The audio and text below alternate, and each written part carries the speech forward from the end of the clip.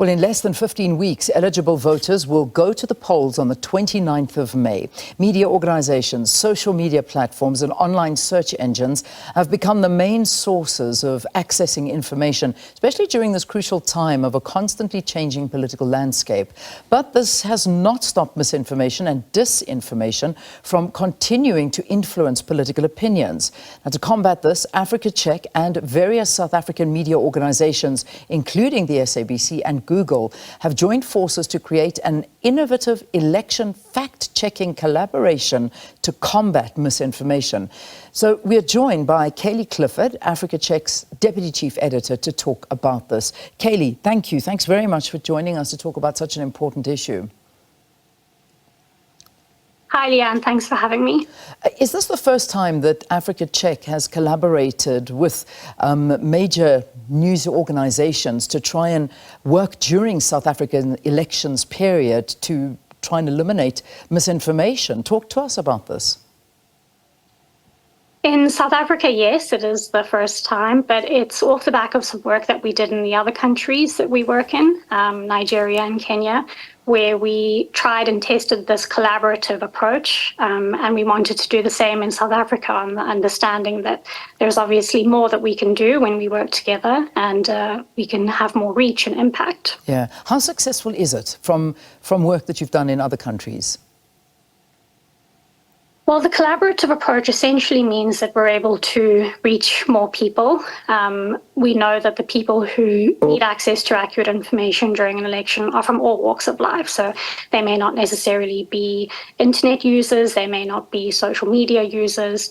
And so everyone in the media space has a role to play. That goes for fact checkers, it goes for social media platforms, and it goes for your more traditional media organizations, those such as in TV and radio. But how does it work, though? Because obviously, I mean, when I'm sitting and I'm sort of doing research for interviews or whatever the case may be, or I'll Google, I'll see articles that come up, I pop onto those articles, I'll read them, go back, read another article, and carry on like that. But how will I know if this is misinformation or if it's not misinformation? How exactly does this work now?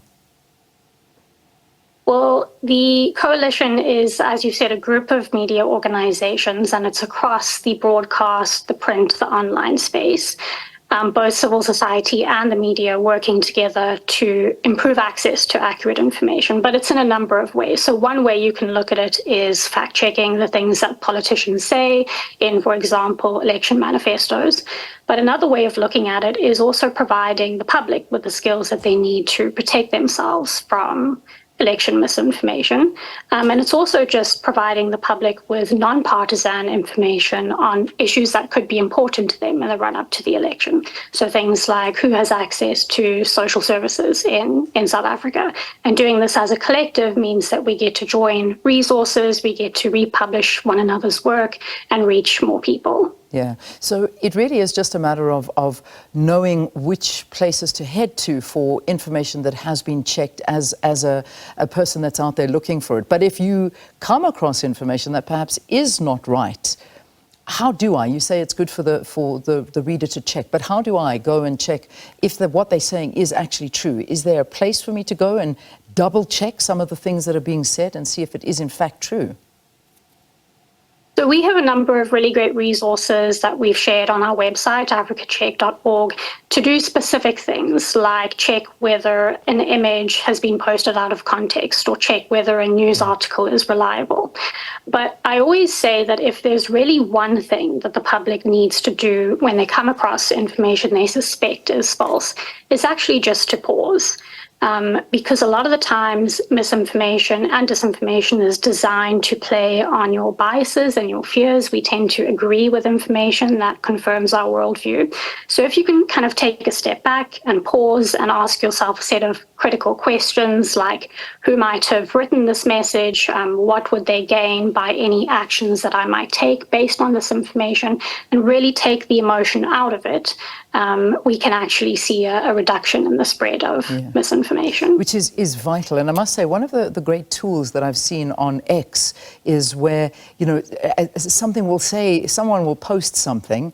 Obviously, a lot of the people out there that are on X you will get proper information, but you'll also get a lot of misinformation. But in certain countries, there's the ability for X to actually come in underneath and say, this is not the actual story, this is the actual truth as to where this emanated from, this picture. We don't have that in South Africa, and that's actually a really good tool. If somehow something that's published can have fact checks happen straight away, because it is very difficult to see what is real and what's not real. Would we land there eventually? Can we get to a point where, whether working with Google or working with places and platforms like X, you can automatically have fact check happen and say, wrong figures, wrong picture, this is in fact not the case? Well, that would be the ideal situation, right? At the moment, I think most platforms have the ability to report and flag information that you suspect would be false. And from there, it goes on to their content moderation teams. But of course, different platforms have different opinions and ideas on what they consider to be harmful. So there's no sort of guarantee that something that you mark as false will be removed from the platform. But absolutely, platforms have a role to play when it comes to this kind of thing. And it's crucial that we work together with them so that they understand the issues from our point of view, and we can come up with solutions that work. Yeah, no, it's vital, because unfortunately, these platforms, these social media platforms, are possibly the most influential when it comes to information that is spread and misinformation, because a lot of the times that does happen. We need them at the party with us. Over the years, we've observed how disinformation becomes rife during this particular time. What new trends have you seen, perhaps with this year's elections, especially with the emergence of a lot of new political parties here in South Africa? Yeah, that's an excellent question, because the information landscape is changing all the time. And although we have worked on elections in a number of African countries, each one looks a little bit different. And I think over the last year, especially in the South African context, things have become a lot more nuanced. So some of the claims that we see circulating on social media are not necessarily outright false or fake, but they are hyper-partisan and polarizing. A lot of the claims shared by political parties need contextualization. So it makes the work of fact checkers a little bit more difficult, but all the same, it's important to kind of just pause and really take stock of the information that is being shared, especially before you send it on. Yeah, indeed, and very important. Because there obviously are dangers associated with misinformation, and this can have a direct effect on the country's preparations to host elections. We've seen this. We saw the issues coming out of misinformation in a lot of previous elections. The whole Bell Pottinger story, and if you look at those kind of stories, this is a major problem that can develop. But perhaps you want to talk to us about those dangers of misinformation. Absolutely. Misinformation is a challenge on any day, but especially so in the run-up to elections. We typically see a spike in false news being shared during this time. And that's not to say that everything you see ahead of elections is false. A lot of it will be accurate. But what it does is similar to when we had the COVID-19 pandemic, is we're seeing this flood of information. And especially now with social media, where you're able to reach a lot more people a lot more quickly, you're able to even use AI to make your messages more convincing. It is becoming more difficult for the layperson to know what information they can trust and what information they can't. And the effect that has is they're not able to then go to the voting booth on the 29th of May and make an informed decision.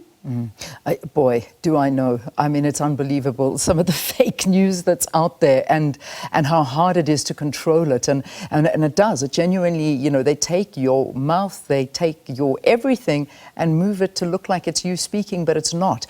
And one can imagine the danger that would have if they take a political leader who is so-called making a statement, but that's not even them, and the chaos that it can cause. But is there a way, and genuinely, I ask this for people that perhaps, usually when we saw something as a video, we thought, okay, well, I'm seeing it, that's proof, the person did say it, that in fact is correct. However, that's not the case anymore. Are there creative, I know you mentioned it up front, your website, but are there creative fact-checking tools that you can be used, or that I can use, or the viewer can use, to combat all of these election manifestos and see, in fact, if something I'm seeing, a video clip, is true or not true? So maybe I can answer this with an example, because actually just yesterday we were flagged a video on Facebook. It was of the US rapper Eminem sitting on a stage appearing to endorse the EFF while also bashing the ruling ANC. And visually there were a number of clues that would suggest that this video was a deep fake. So if you had a listen to the sound, you would see that it wasn't necessarily matching up with his mouth movements. He also looked quite young in the video, and if you just quickly Googled some more recent pictures of him, you would see that he looks a bit older now. But even outside of those visual clues, there are a number of contextual questions that you want to ask yourself. For example, why would Eminem, a rapper in the US, involve himself in South African politics and make a video promoting a fairly unknown opposition party member? So it's a balance really between going off of some of those visual clues and then also asking yourself, does this video or image make sense in the context of the situation? In other words, open your eyes and educate yourself. Because you have to. It's a message I keep saying.